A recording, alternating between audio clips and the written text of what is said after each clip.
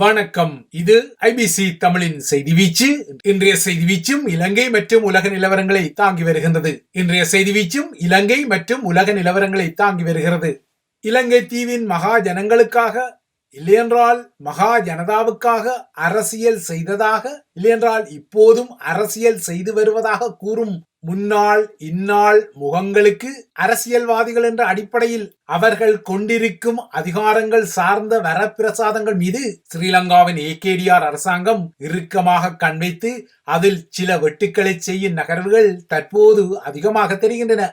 இவ்வாறாக ஏகேடிஆர் தரப்பு செய்யும் வெட்டுக்கள் ராஜபக்ஷ அதிகார முகங்களில் இன்னமும் அதிகாரத்துக்காக சுற்றி சுழலும் விடாது கருப்பு மகிந்த போன்றவர்களை அசைத்துக் கொள்வதால் அவர்களின் பழைய புராணங்களும் பல்லவிகளும் மீண்டும் தலையெடுக்கின்றன. அந்த வகையில் விடுதலை புலிகளின் தாக்குதல் அச்சம் தனக்கு இருப்பதான பழைய ஓலமிடல்களை மகிந்த போன்றவர்கள் மீண்டும் எழுப்பிக் கொள்ளவும் அதிகமான பாதுகாப்பை தனக்கு வழங்க உத்தரவிட்டுக் கொள்ளுங்கள் என ஸ்ரீலங்காவின் உச்ச நீதிமன்றத்தில் வழக்கு ஒன்றை தாக்கல் செய்வது போன்ற நகர்வுகளையும் தற்போது உருவாக்கி வருகின்றது.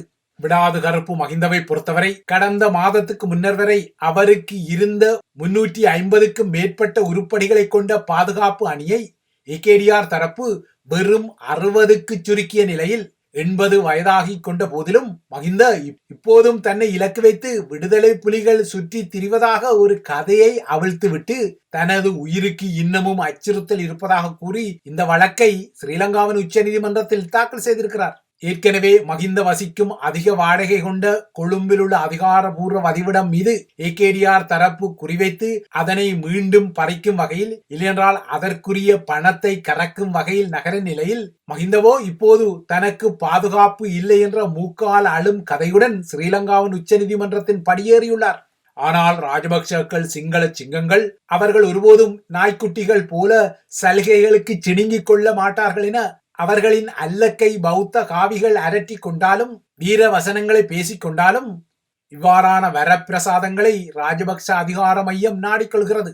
ஆனால் இவ்வாறான வரப்பிரசாதங்களை அந்த அணி நாடிக்கொண்டாலும் மகிந்தவின் புதல்வர்களில் ஒருவரான ஜோசித ராஜபக்ஷ இன்று ஸ்ரீலங்கா குற்ற புலனாய்வு பிரிவால் மணி லாண்டரிங் எனப்படும் பணச்செலவை குற்றத்தில் அவர் கைது செய்யப்பட்ட நகர்வும் இங்கு முக்கியமானது. முன்னைய ஆட்சியாளர்கள் மற்றும் அவர்களின் உருமறைப்பு நபர்கள், அதாவது பினாமிகள் யாராவது இலங்கையின் நிதியை திருடி அதனை சுவிஸ் வங்கியில் பணமாக அல்லது சுவிஸில் சொத்துக்களாக குவித்து வைத்திருந்தால் அவற்றை மீட்டு மீண்டும் இலங்கைக்கு அனுப்பி கொள்ள உதவுவோம் என சுவிட்சர்லாந்து சார்பாக அதன் ராஜதந்திரி நேற்று நேரடியாக ஏகேடிஆர் தரப்புக்கு உறுதி வழங்கிய நிலையில் இன்று ஜோசித கைது செய்யப்பட்டுள்ளார். இவ்வாறான ஒரு உறுதிமொழியை ஏற்கனவே அமெரிக்காவும் வழங்கியுள்ள நிலையில்தான் இந்த கைதுகள் இடம்பெறுகின்றன. ஆனால் இன்று ஜோசித கைது செய்யப்பட்டாலும் ராஜபக்ஷ அதிகார மையத்தில் கப்புட்டா அல்லது காகம் என்ற விழிப்புக்குரிய மிஸ்டர் 10%, அதாவது 10% கொமிஷனை எந்த நிர்மாண திட்டங்களிலும் அடித்துக் கொண்டதான சுட்டுவிரல் நீட்டப்பட்ட பசில் ராஜபக்ஷ வரை இந்த கைதுகள் நீளுமா என்பதை பொறுத்திருந்துதான் பார்த்துக் கொள்ள வேண்டும். ஏகேடிஆர் இவ்வாறாக உள்ளூரில் சில விடயங்களை இருக்க, அமெரிக்காவில் இந்த வாரம் ஏற்பட்ட புதிய ஆட்சி மாற்றத்தின் ஊடாக இலங்கை தீவுக்கு வழங்கும் உதவிகளையும் தற்காலிகமாக நிறுத்திய நகர்வு வெளிப்பட்டுள்ளது.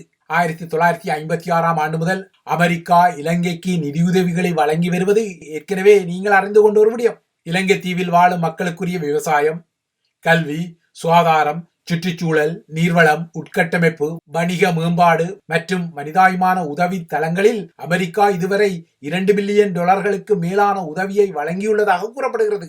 இந்த நிதியுதவியால் தான் ஸ்ரீலங்காவின் தொடருந்து திணைக்களத்தின் தொடருந்து இயந்திரங்கள் ஓரளவுக்கு நவீனமயப்பட்டுக் கொண்டன.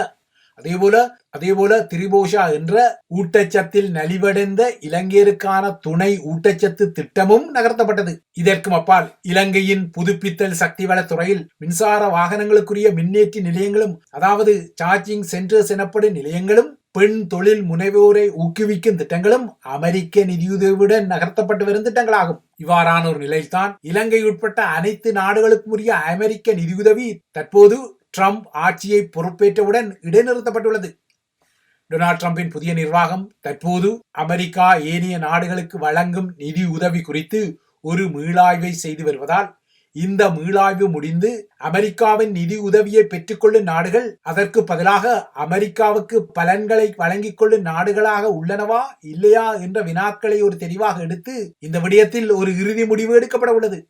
அதாவது அமெரிக்காவின் நிதியுதவியை பெற்றுக்கொள்ளும் நாடுகள் அமெரிக்காவுக்கு பலன் அளிப்பதாக இருந்தால்தான் ஏற்கனவே வழங்கப்பட்ட நிதியுதவியை மீண்டும் தொடர்வது என்ற நிலைப்பாட்டில் டிரம்பின் நிர்வாகம் இருப்பது தெரிகிறது. இதற்கு மாறாக அமெரிக்க நிதியுதவியை பெறும் நாடுகள் அமெரிக்காவுக்கு பலன் இல்லை என தெரிந்தால் இந்த நிதியுதவிக்கு ஆப்பு அடிப்பது என்ற விடயத்திலும் வெள்ளை மாளிகை தற்போது முனைப்பு கொண்டுள்ளது. இந்த விடயத்தில் ஆண்டனி பிளிங்கனின் இடத்திற்கு வந்துள்ள அமெரிக்க வெளியுறவு அமைச்சர் இல்லையென்றால் ராஜாங்க செயலாளர் மார்க் ரூபியோ ஒரு அதிரடியான முடிவை எடுத்து அமெரிக்க நிதியுதவியை இடைநிறுத்தம் செய்திருக்கின்றார்.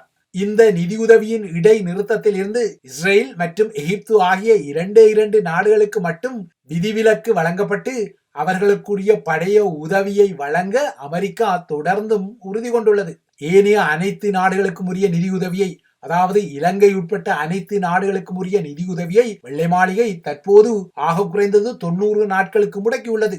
இப்போது அமெரிக்க ராஜாங்க திணைக்களம் இலங்கை உட்பட்ட அனைத்து நாடுகளுக்கும் செல்லக்கூடிய அமெரிக்க நிதியுதவிக்கு பிரதிபலனாக அவ்வாறான நாடுகளிலிருந்து அமெரிக்காவுக்கு என்ன பலாபலன்கள் கிட்டிக் கொண்டன என்ற விடயத்தை விரிவாக மதிப்பாய்வுக்கு உள்ளாக்கி வருகின்றது.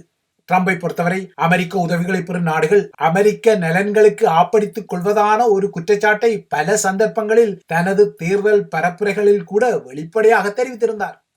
இப்போது டிரம்பே அமெரிக்க அரசு தலைவராக இருப்பதால் அமெரிக்க நிதியுதவி குறித்த ஆய்வுகள் இறுதி செய்யப்படும் வரை வெளிநாடுகளுக்கு அமெரிக்கா எந்த நிதி உதவியையும் உறுதி செய்து கொள்ளாது என்ற விடயம் தற்போது பகிரங்கப்படுகின்றது.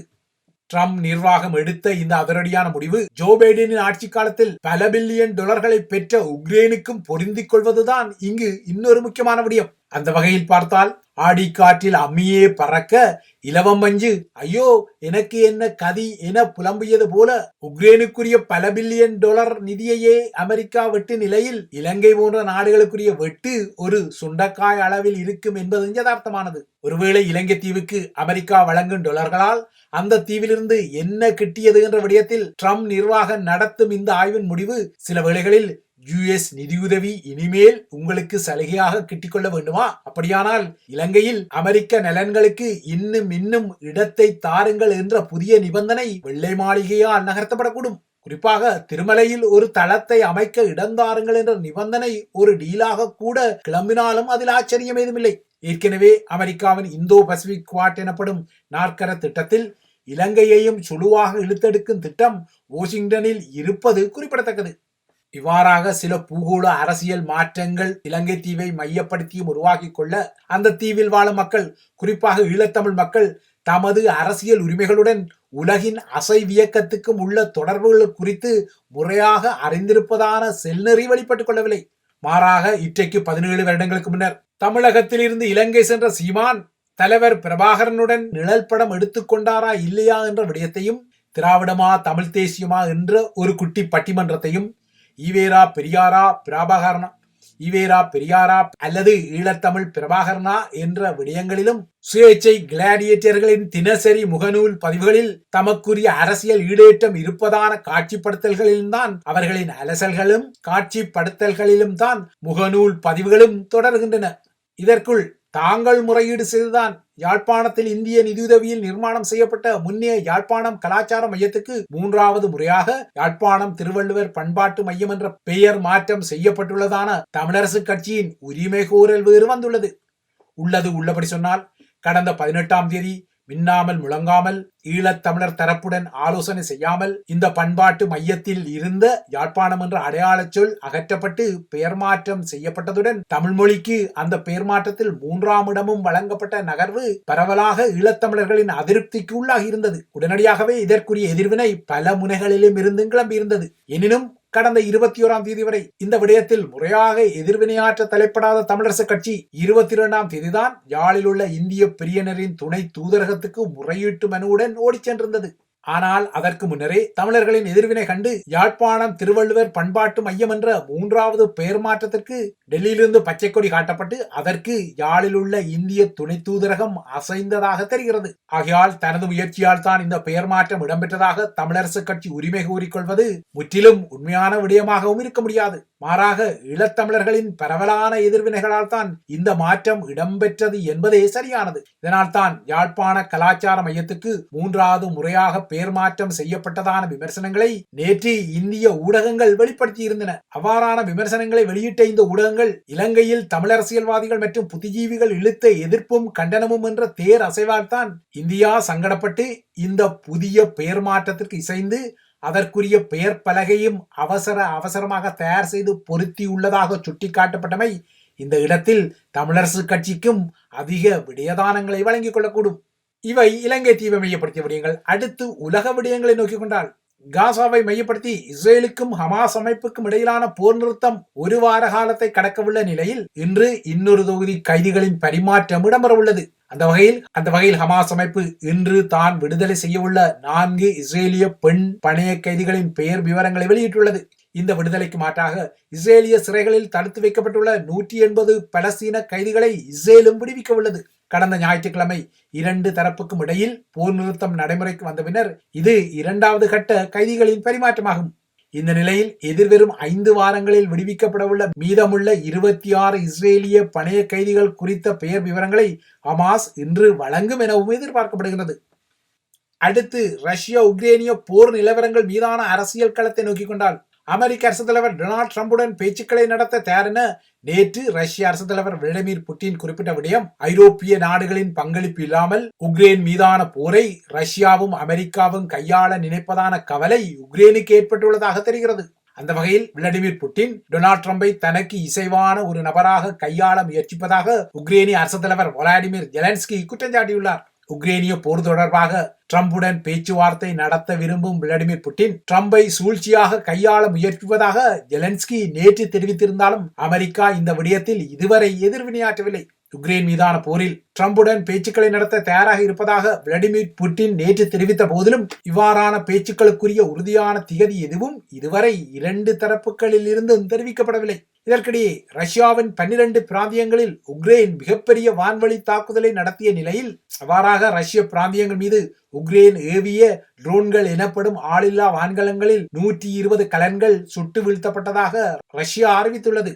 உக்ரைன் மீதான போர் ஆரம்பித்ததிலிருந்து தனது எல்லை தாண்டி நடத்தப்பட்ட தாக்குதல்களில் இந்த தாக்குதல் தான் மிகப்பெரிய தாக்குதல் என்பதை ரஷ்ய பாதுகாப்பு அமைச்சகமும் ஒத்துக்கொண்டுள்ளது. இந்த தாக்குதல்களில் பல பிராந்தியங்களில் சேதங்கள் ஏற்பட்டதாக ரஷ்ய ஊடகங்கள் செய்திகளை வெளியிட்டுள்ளன. இதற்கிடையே 757 உக்ரேனிய படையினரின் உடல்களை ரஷ்யா நேற்று உக்ரைனிடம் கையளித்துள்ளது. 3 ஆண்டுகளுக்கு முன்னர் ரஷ்ய உக்ரேனிய போர் ஆரம்பித்த பின்னர் இந்த அளவு அதிகமான உடலங்கள் ரஷ்யாவால் கையளிக்கப்பட்டதுமே இதுவே முதல் தடவையாகும். நேற்று கையளிக்கப்பட்ட 757 உடல்களில் அதிகமான உடல்கள் தற்போது கடுமையான மோதல்கள் இடம்பெற்று வரும் கிழக்கு டொனெக்ஸ் பகுதியில் இருந்து கொண்டு செல்லப்பட்டுள்ளன. டொனெக்ஸ் நகரின் சுற்றுப்புறங்களில் மட்டும் 451 உக்ரேனிய படையினரின் உடல்கள் மீட்கப்பட்டு உக்ரைனிடம் கையளிக்கப்பட்டதாக ரஷ்ய தரப்பில் தெரிவிக்கப்பட்டுள்ளது. இதற்கும் அப்பால் 130 உக்ரேனிய படையினரின் உடல்கள் கடுமையான மோதல்கள் நடைபெறும் இன்னொரு பகுதியான ஜபோரியா பகுதியில் இருந்து கையளிக்கப்பட்டுள்ளன. இவைதான் ஐபிசி தமிழின் செய்தி வீச்சு. தொடர்ந்தும் ஐபிசி தமிழுடன் இணைந்திருங்கள்.